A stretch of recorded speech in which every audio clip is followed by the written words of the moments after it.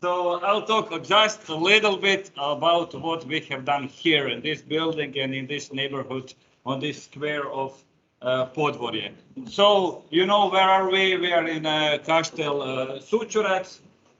We are in this building, actually somewhere around here. And what we wanted to do is just to, let's say, grade some kind of a vulnerability of buildings surrounding the Trg Podvorje. So something like this. So I'll be very brief about techniques we have used. So this is a Google map, Google not map, but 3D. How is it called? So you have some kind of a 3D information on a building. But when we are assessing a building in regular assessment phase, okay, let's say this building here. What should we do? We don't know actually anything about the building. We don't know material, we don't know floor plans, we don't know anything. So first, where are we going? We are going to the state archives. Maybe we can find some kind of information when the building is erected, what are the materials, what are the cross sections, what are the floor plans. And then Mili was helping me here with this. He went to the state archives in Trogir, I think. He found one document. So it's an Italian document from Venezia. And we tried to find floor plans of our buildings. So these are just screenshots of what is in this kind of a document. And then we find something. Okay, we have sketches of the buildings, but we have it also from Google. We have floor plans. Okay, we have floor plans, but actually not for the buildings we are assessing. This is not this square here. It's just somewhere around there. So we were thinking, okay, maybe we will find some floor plans, but in the end, we just find some kind of information for some buildings, not for every single one building. So what we wanted to do something similar like we have it on Google, we will just screen it. So we will have photos of a building, we will laser scanning, we will have a geometry, and then we will somehow combining with the data we have from state archives.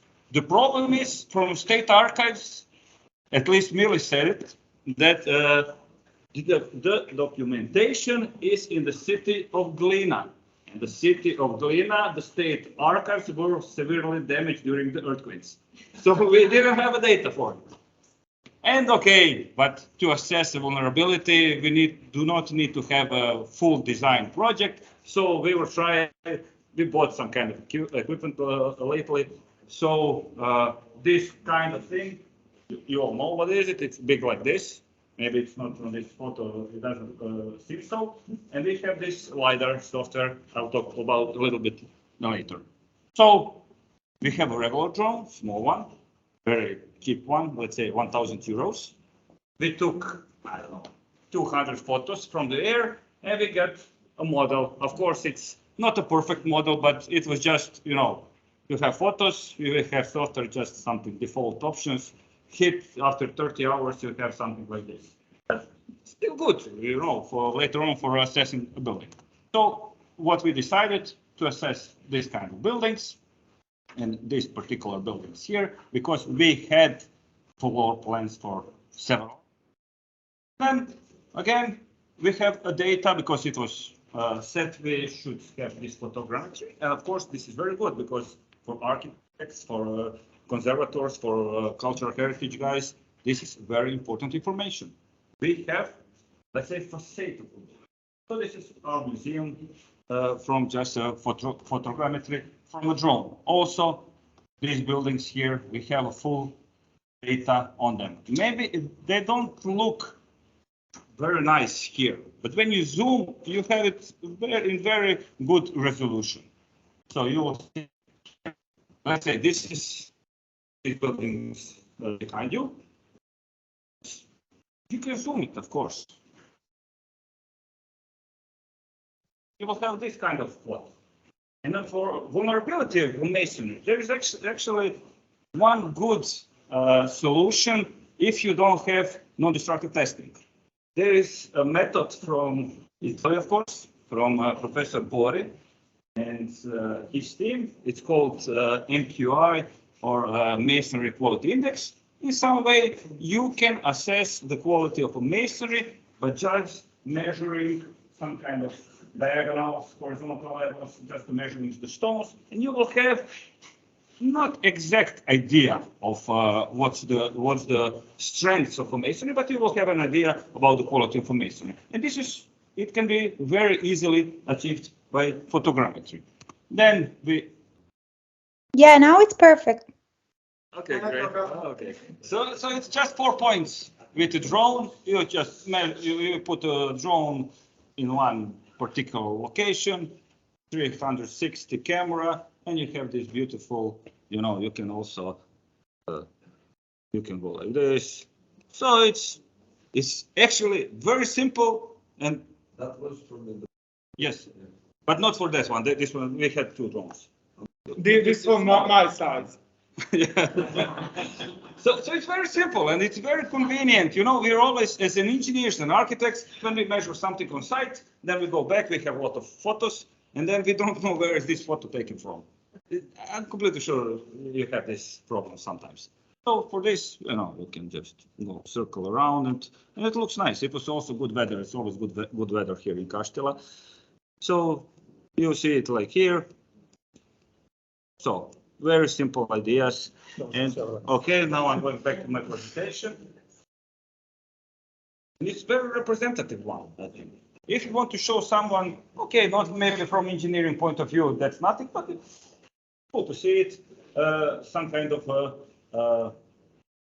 virtual reality, or how do you want to call it? You can also put your, not sunglasses, but these glasses, and it's 360.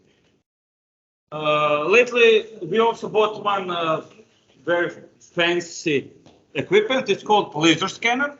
I don't know, do you know what is it? It's just a laser. It's measuring the distances. And the principle is very simple. It's just measure the distances from this spot. And then if you put it there, it's measuring the distances again. And if we have overlapping, then we have a whole 3D picture of this room. These are some case studies from Zagreb.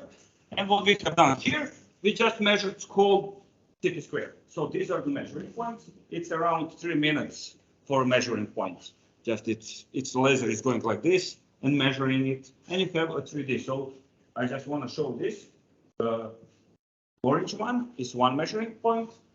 Blue one is other measuring points, and the software just connects it together because it recognizes the same dots or the same points. This is done from the ground. This is a 3D from the ground. It's not from a drone, because we just put them somewhere more far away, and it measures still the roofs. So you have a full geometry on it, and of course you have. So of course, you put the laser in the higher. No, actually not. Just far away. It goes 60 meters, and you can have also this kind of. In this with laser, you also have this kind of, not video, but 360 images. And you can see where we were standing, where this is a laser, and you can just and again to have it. It's not, the point is not that everything looks nice. The precision is 3 millimeters. So it's 3 millimeters, and just imagine if you need to measure every single window, stuccature, or what's the name in English, the decorative parts, you can do it in 3 minutes. So it's very, very usable thing. So this is also then we can combine it with photos. If we combine it, we have maybe better images with our regular cameras, and we have geometry, and this is a 3D model actually. This is a 3D model, and you can see the stones, the measurement of stones. And this is from, let's say, this is a very scarce one from outside, but we also done it inside. So we had measuring points inside, we connected them, and I'm standing here, somewhere around here. Okay, this model is not perfect, but we know the distances, we know what are the walls, what are the decorative parts. And then, of course, we can sketch again There are some artificial intelligence software just to recognize it. The load-bearing walls, we don't have it, so it's easy, just to sketch on it. Okay, we have also this. What's this? This is actually very interesting. Okay, this is LIDAR or LIDAR. I don't know how is it called in English. Laser and radar. 20 minutes of flying. You have whole neighborhoods. So it's not 30 minutes. Predefined flight, maybe 1 hour at home, 20 minutes back here. Precision 4 centimeters. For structural interest, more than enough. For seismic interest, more than enough. So you have a precision of 4 millimeters. So this is the square of Podvorje. Also, what is included in this kind of course, you can have reflectivity. What does reflectivity mean? You can have elevation. Of course, you can just scale it with the colors, but reflectivity means that you can also just remove the planes. Because it's a radar, it goes through it. The radar goes through the tree, and then the reflection is different, and you know what is the reflection, and you just click delete, just delete trees. So it's from urban planning point of view, of course, it's very interesting. And then this was our pilot case study. Of course, I talked about this hazard map. These are the big ground accelerations for square of Podvorje. So maximum one is 0.22. And of course, we can do something more. So this was, we somehow compare it with, there is Professor Željana Nikolić from University of Split. She was doing seismic assessment of Kaštela, I don't know, Štafilić, Kandelovac. So they've done a lot of testing, sketches, tremore, okay, or this pushover analysis. So we were also comparing this with spreadsheets we got from Bologna. So this is a risk, let's say, for Campbell. We've done this analysis. Okay, for this kind of building, we had the data from state archives. Then we have all of the data. We just calculated. For other, we don't have. What are the problems? There are private properties. We cannot go inside, of course. In state archives, you cannot find anything. And, okay, the one S is too much. Load-bearing walls. We don't know where are they, but we can assume the construction practices are very similar. What is the floor structure? We also don't know, but we can assume. Maybe there are timber floors, but maybe in some time somebody put a concrete deck on it. What is an attic, or what is a, we assume that it's a timber roof, let's say. We put some, I will not go into details. I know all of you from the project know this part. So, and we got numbers, let's say, for the buildings we have floor plans. So let's say red means worse.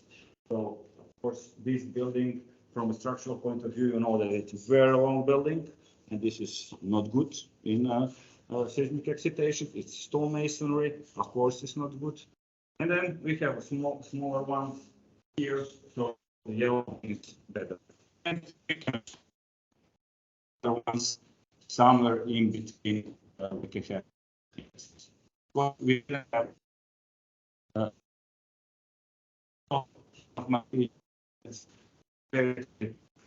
Benedette Pettini, for this here, and we got a very similar results, but maybe more on a state